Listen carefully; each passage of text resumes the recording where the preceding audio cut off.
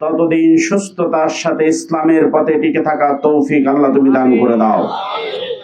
সম্মানিত বন্ধুগণ, বাংলাদেশ জামাত ইসলামী আজকে দামোহদা উপজেলার চালক ভাইদের সম্মানে যে প্রোগ্রাম করছে, সেই প্রোগ্রামে আপনারা উপস্থিত হতে পেরেছেন, আমরা উপস্থিত হতে পেরেছি। আমাদের বক্তব্য হচ্ছে, এই দুনিয়া আল্লাহর, এই জমিন আল্লাহর, আসমান আল্লাহর, গাছপালা আল্লাহর। আমাকে সৃষ্টি করেছেন আমার রব মহান আল্লাহ। আমার জীবনের প্রত্যেকটা অঙ্গ প্রত্যঙ্গ দামি করে তৈরি করেছেন আমার আল্লাহ। এখানে আইন এবং বিধান চলবে আমার আল্লাহ। ইসলাম শুধুমাত্র কিছু মানুষের জন্য নয়। ইসলাম প্রতিষ্ঠা হলে খেটে খাওয়া মানুষ, মেহনতি মানুষ, ছাত্র যুবক, চাকরিজীবী, বেকার, হিন্দু বৌদ্ধ মুসলিম সবাই তা থেকে সুযোগ সুবিধা গ্রহণ করতে পারবে। ইসলাম শুধুমাত্র যারা নামাজ রোজা হজ যাকাত পড়ে তাদের জন্য নয়। এই ইসলাম প্রতিষ্ঠা হলে সমগ্র মানুষের জন্য উপকার আসবে।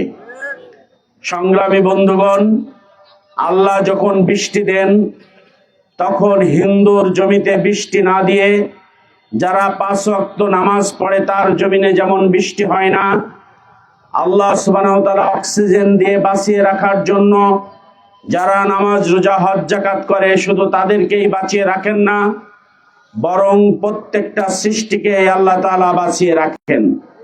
ঠিক তেমনি ভাবে ইসলাম যখন প্রতিষ্ঠা হবে, ন্যায় বিচার যখন প্রতিষ্ঠা হবে, ইনসাফ যখন কায়েম হবে, সৎ মানুষের শাসন যখন কায়েম হবে, তখন গোটা জাতি এ থেকে উপকৃত হবে। সংগ্রামী বন্ধুগণ, বাংলাদেশ জামাত ইসলামী আপনাদের নিয়ে আজকে একত্রিত হয়েছে। আমরা আপনাদের ব্যবহার করার জন্য শুধু ডাকি নাই, আমরা আপনাদেরকে সম্মানিত করার জন্য ডেকেছি, আপনাদের ঐক্যবদ্ধ করার জন্য আমরা ডেকেছি, আপনাদের মর্যাদা দেওয়ার জন্য আমরা ডেকেছি। আপনারা হয়তো চিন্তা করেন, ধনী ব্যক্তিরা যখন দাওয়াত দেয় তখন আমাদের খোঁজ নেয় না, ধনী ব্যক্তিরা যখন কোনো মিটিং করে তখন আমাদের খোঁজ থাকে না, আমরা শুধু পরিবহনের জন্যই এখানে আসার সুযোগ পাই। কিন্তু আজকে মূল সাবজেক্ট আপনাদেরকে আমরা করেছি। সংগ্রামী বন্ধুগণ, আপনাদের মর্যাদা মহান রব্বুল আলামিন দান করেছেন, আল্লাহর রাসূল দান করেছেন। ইসলাম এবং দেশ গঠনের জন্য সবচেয়ে বেশি ভূমিকা পালন করে আপনাদের মতোই মানুষ সকল। আপনারা জানেন, ইসলাম যখন কবুল হয়, এই ইসলামের জন্য যারা বেশি ত্যাগ করেছেন তার ভিতরে যদি ধরে নেওয়া হয়, সবচেয়ে বেশি দরিদ্র শ্রেণীর মানুষ, খেটে খাওয়া মানুষ, মুটে মানুষ, দাসী যারা তারাই সবচেয়ে বেশি ভূমিকা পালন করেছেন।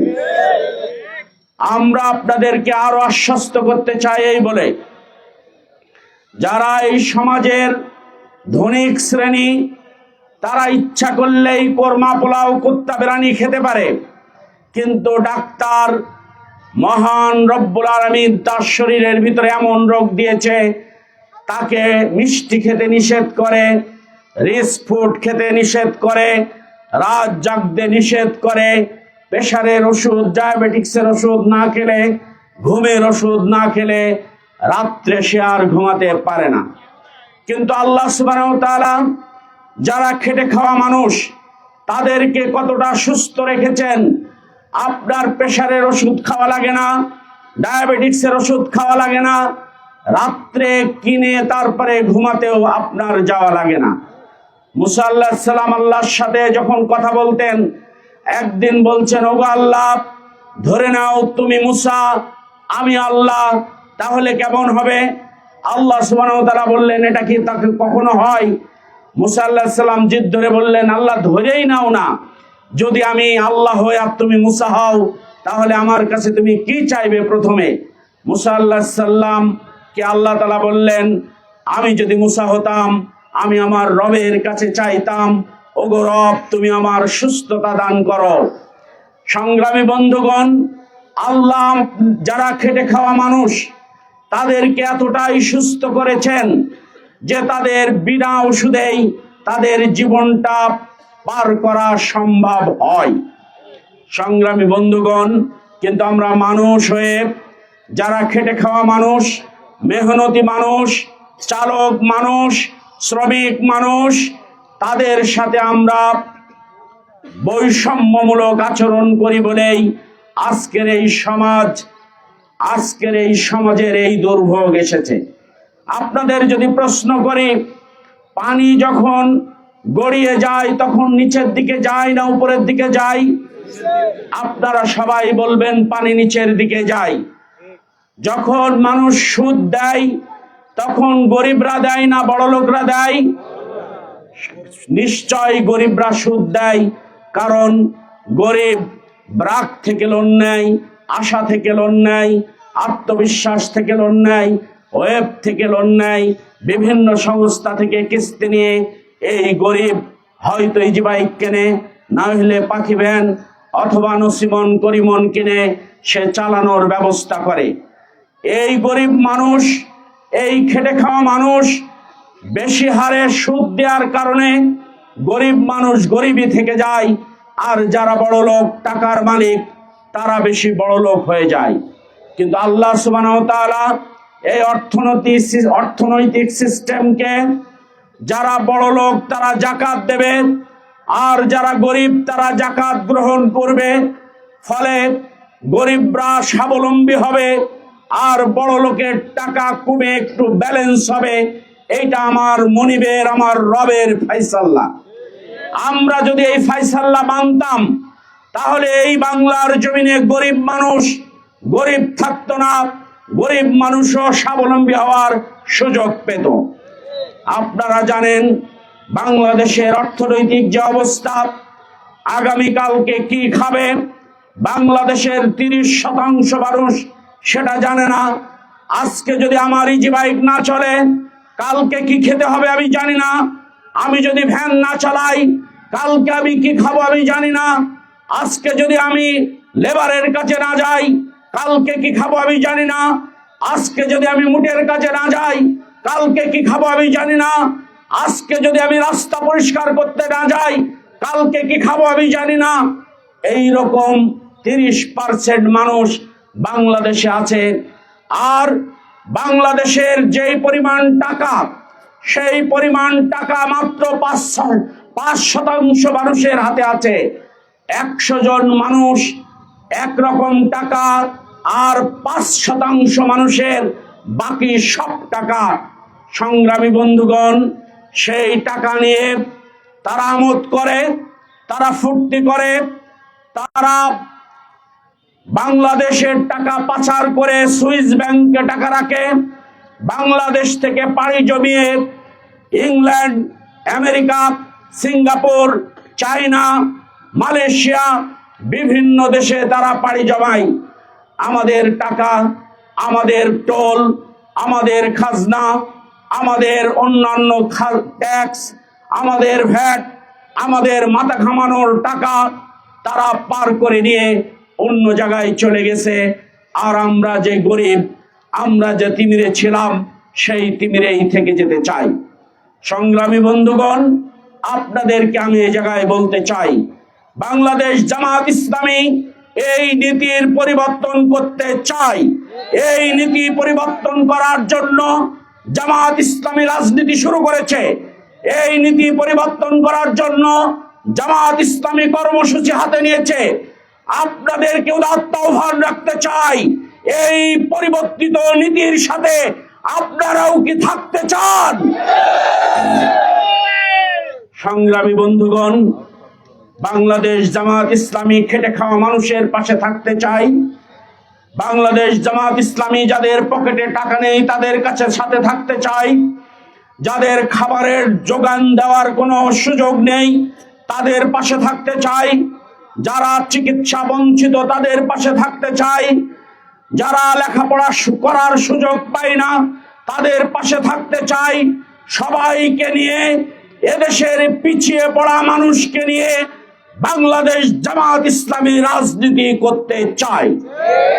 প্রিয় ভাইরা, আপনারা হয়তো বলতেই পারেন, যেই লঙ্কায় যায় সেই রাবণ হয়। গরিব দুঃখী মানুষের কথা তারা ভুলে যায়। কথাটা খুবই সত্য। যার সন্তান কুমিরি খায় তার ঢেকি দেখলে ভয় লাগে, যার পান খেয়ে গাল পড়ে যায় তার দই দেখলে ভয় লাগে। এটাই স্বাভাবিক, কারণ 54টি বছর আপনারা যাদের ভোট দিয়েছেন তাদের চেহারাটা দেখতে গেলে টিকিট কাটা লাগে, তাদের কাছে পৌঁছাতে গেলে বহু লোক ধরা লাগে, তাদের কাছে যেতে গেলে অনেক মাধ্যম পাড়ি দেওয়া লাগে। তাদের কাছে যাওয়ার পর নিজের সুখের দুঃখের কথা বলার সাহস আর থাকে না। তাদের আচরণ দেখে তাদের কাছ থেকে ফিরে আসতে হয়। জামাত ইসলামী এই নীতির পরিবর্তন করতে চায়। জামাত ইসলামের যারা চেয়ারম্যান হবে তারা আপনাদের মাঝেই থাকবে, জামাতের যারা মেম্বার হবে তারা আপনাদের মাঝেই থাকবে, জামাতের যারা উপজেলা চেয়ারম্যান হবে তারা আপনাদের মাঝেই থাকবে, জামাতের যারা এমপি হবে তারা আপনাদের মাঝেই থাকবে, জামাতের যারা মন্ত্রী হবে তারা আপনার মাঝেই থাকবে। জামাত ইসলামের প্রত্যেকটা জনপ্রতিনিধি জনগণের মাঝে থেকেই দিন পার করবে ইনশাআল্লাহ। আপনারা এই কথায় বিশ্বাস রাখতে পারেন কি পারেন না তার একটু উদাহরণ দিতে চাই। মাওলানা হাবিবুর রহমান লোকনাথপুরের বাড়ি। মাওলানা হাবিবুর রহমান লোকনাথপুর থেকে মরার আগ পর্যন্ত আমাদের ছেড়ে আপনাদের ছেড়ে চলে যায়নি। মাওলানা হাবিবুর রহমান যখন এমপি ছিলেন, চুয়াডাঙ্গা থেকে লোকাল বাসে লোকনাথপুরে আসার জন্য তিনি বাসে উঠেছেন। বাস যাত্রী যারা তারা সবাই চিৎকার করে বলেছেন, হুজুর, এমপি সাহেব আপনি লোকাল বাসে কেন উঠলেন? তিনি বললেন, লোকাল যাত্রীদের ভোট নিয়ে আমি এমপি হয়েছি, লোকাল যাত্রী ছেড়ে মেল যাত্রীতে আমি যেতে চাই না। মাওলানা হাবিবুর রহমান যদি এটা পারে, জামাত ইসলামের প্রত্যেকটা নেতা কর্মী এটা পারবে। আপনারা দেখেছেন মাওলানা আজিজুর রহমান এই উপজেলার চেয়ারম্যান ছিলেন, জয়রামপুর থেকে উপজেলা চেয়ারম্যানগিরি করেছেন। চেয়ারম্যানশিপ শেষ হওয়ার পর জয়রামপুর থেকে পালিয়ে যাওয়া লাগেনি। কোনো মানুষ বলতে পারে না হুজুরের কাছে আমি চাকরির জন্য টাকা দিয়েছিলাম, চাকরি দেয়নি, টাকাটা ফেরত দেন। কেউ বলতে পারবে না আমি ঠিকাদারি করছিলাম, আমার কাছ থেকে 5% নিয়েছিলেন, আপনি বড় বড় কথা বলেন কেন? এরকম কথা বলার দুঃসাহস আমরা কাউকে দিতে চাই না। সংগ্রামী বন্ধুগণ, শুধু তাই নয়, আপনারা বলতে পারেন ভাই সামান্য উপজেলা চেয়ারম্যান হয়েছেন, খুব সততা দেখিয়েছেন, সত্যি এমপি হয়েছেন, এরপরেও সততা দেখিয়েছিলেন, তাও নাই মেনে নিলাম। যদি মন্ত্রী হন, যেই মন্ত্রী 1 কোটি টাকার মালিক হয়ে মন্ত্রী হয়, মন্ত্রিত্ব শেষ হতে হতে 100 কোটি টাকার মালিক হয়। যেই মন্ত্রীর বর কোনো ফাইলে টাকা থাকে না, সেই মন্ত্রীর বর ফাইলে 200 কোটি টাকা থাকে। তাদের গায়ে জ্বর আসলে সিঙ্গাপুরে যায়, তাদের গায়ে ব্যথা হলে ব্যাংককে যায়, তাদের মাথা ব্যথা করলে ইন্ডিয়াতে যায়। চিকিৎসার জন্য তারা বাংলাদেশের কোনো হসপিটাল খুঁজে পান না। তাহলে আপনারা যখন মন্ত্রী হবেন তখন কি অবস্থা হবে? আমরা আপনাদের সামনে মাওলানা মতিউর রহমান নিজামীকে পেশ করতে চাই, আমরা আপনাদের সামনে আলী হাসান মোহাম্মদ মুজাহিদকে পেশ করতে চাই, যারা মন্ত্রিত্ব শেষ করার পর দুর্নীতি দমন কমিশন, সরকারের বিভিন্ন এজেন্সি তন্ন তন্ন করে খুঁজেছিল এই টুপিওয়ালা হুজুরদের মন্ত্রণালয়ে কোনো দুর্নীতি পাওয়া যায় কিনা এটা দেখার জন্য। তারা দীর্ঘদিন খোঁজাখুঁজির পর তারা এই কথা বলতে বাধ্য হয়েছিল, জামাত ইসলামের 2 জন মন্ত্রীর মন্ত্রণালয়ে 2টা পয়সার দুর্নীতি আমরা খুঁজে পাইনি। সংগ্রামী বন্ধুগণ, শুধু তাই নয়, মাওলানা মতিউর রহমান নিজামী যখন প্রথম মন্ত্রিত্ব হলেন, একটি জেলা শহরে সফর করতে গেছেন। সফর করতে যাওয়ার পর দেখেন অনেক দামি নামি খাবার দাবার, অনেক লোকজন সেখানে খাচ্ছেন। খাবার শেষ করে ডিসি সাহেবকে জিজ্ঞেস করেছেন, এই খাবারের টাকা আপনি কোথায় পেলেন? তিনি বললেন, স্যার, আমরা কিছু জায়গায় চাঁদা তুলি, মন্ত্রীদের সফর উপলক্ষে এই জেলার যারা গুরুত্বপূর্ণ ব্যক্তি, ব্যবসায়িক, তাদের কাছ থেকে চাঁদা নিই, আর এই চাঁদার টাকায় আপনাদেরকে খাওয়াই। তিনি তারপরে গিয়ে চিঠি দিয়ে সকল জেলা প্রশাসককে জানিয়ে দিলেন, জামাত ইসলামের 2 জন মন্ত্রী কোন সফর করলে সংগঠনের টাকাই খাবে, কোন ডিসির টাকায় তিনারা আর খাবেন না।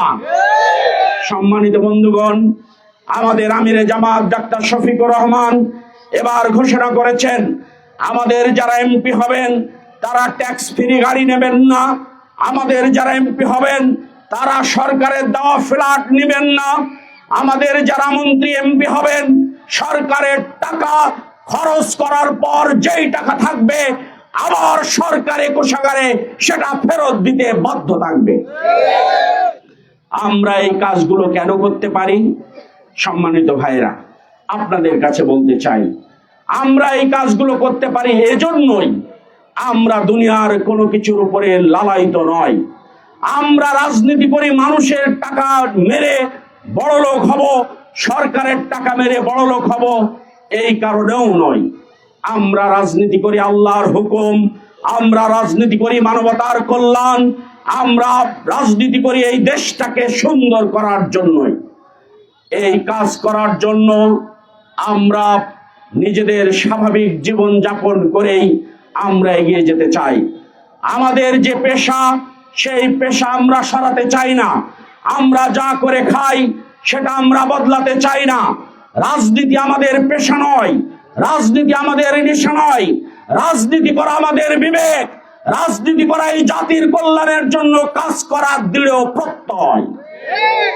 সংগ্রামী বন্ধুগণ, এই রাজনীতি করতে গিয়ে আমাদের নেতৃবৃন্দকে হত্যা করেছে, এই রাজনীতি করতে গিয়েই আমাদের নেতৃবৃন্দকে তারা ফাঁসি দিয়েছে। মাওলানা মতিউর রহমান নিজামী, আমাদের আমিরে জামাত, যখন ফাঁসি দেওয়ার জন্য কারা কর্তৃপক্ষ এসে বললেন, আপনার সময় শেষ হয়েছে, আপনি তৈরি হয়ে নিন, তখন তিনি বললেন, আমি তৈরি আছি, আমাকে নিয়ে চলেন।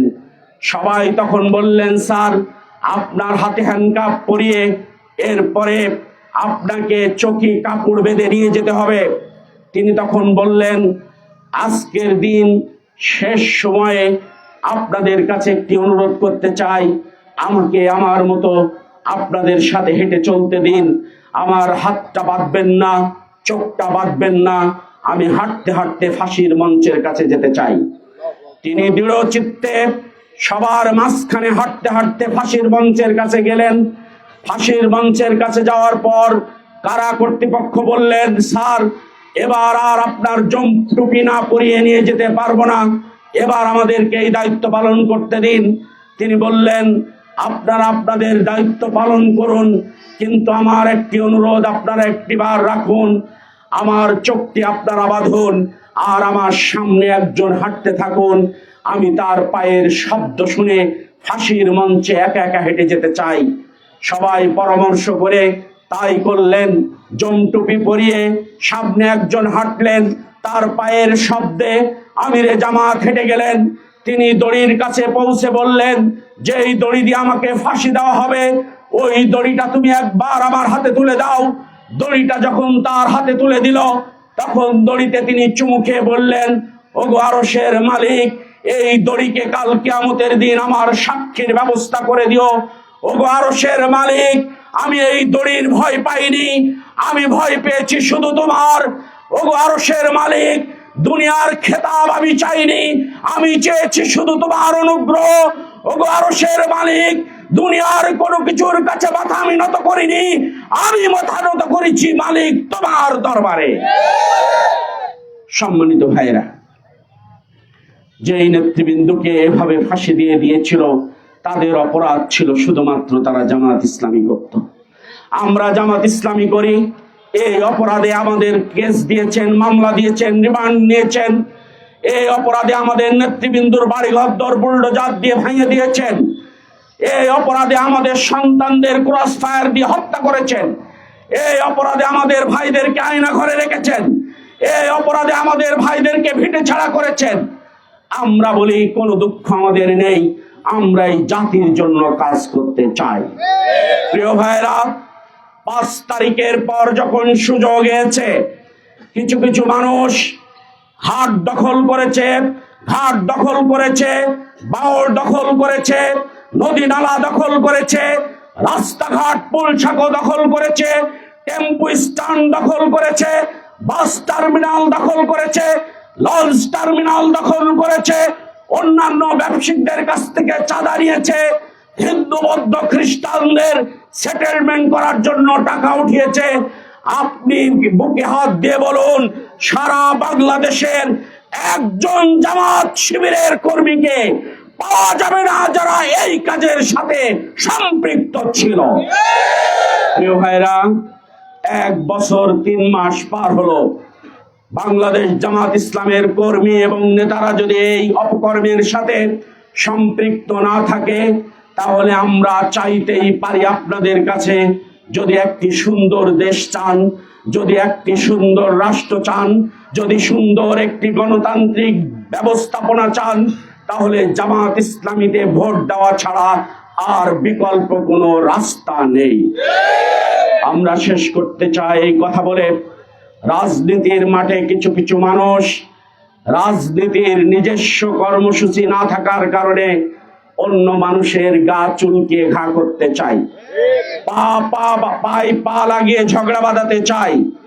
আমরা সকল ঝগড়া থেকে দূরে থাকতে চাই, কিন্তু যারা গায়ে পড়ে ঝগড়া করতে চায় তাদেরকে আমরা উপযুক্ত জবাব দেওয়ার জন্য প্রস্তুত আছি। আমার কোন নেতা কর্মীর দিকে কেউ যেন চোখ তুলে না তাকান। আমি আবার বলছি, জামাত ইসলামী একটি শান্ত, একটি সুষ্ঠু, একটি সুন্দর দল। প্রশান্ত মহাসাগরের পাশে কাগজের নৌকা বানিয়ে খেলা করা যায়, পানির ভিতরে পা রেখে আমোদ ফুর্তি করা যায়, কিন্তু এই প্রশান্ত মহাসাগরের ঢেউ যদি একবার ঊর্ধ্বমুখী হয়, আটলান্টিক মহাসাগরের ঢেউ যদি একবার ঊর্ধ্বমুখী হয়, টাইটানিককেও ভেঙে চুরে চুরমার করে দেয়।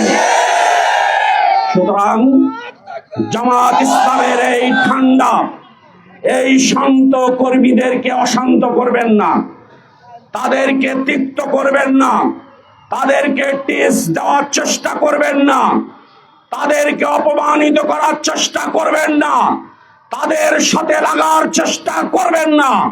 পাহাড়ের সাথে লাগলে পাহাড়ের কোনো ক্ষতি হয় না, বরং ঢিলগুলো চুরমার হয়ে যায়। সংগ্রামী বন্ধুগণ, আজকে আপনারা গাড়ি চালান, যেই রাস্তায় গাড়ি চালান সেই রাস্তার অবস্থাটা কি আপনারা জানেন? এই রাস্তার কারণে আপনার টায়ার নষ্ট হয়, আপনার গাড়ি নষ্ট হয়, আপনার শরীর নষ্ট হয়, আপনার সময় নষ্ট হয়। কিন্তু এই রাস্তাগুলোর জীবন যারা নষ্ট করেছিল, আমরা তাদের ক্ষমা করতে চাই না।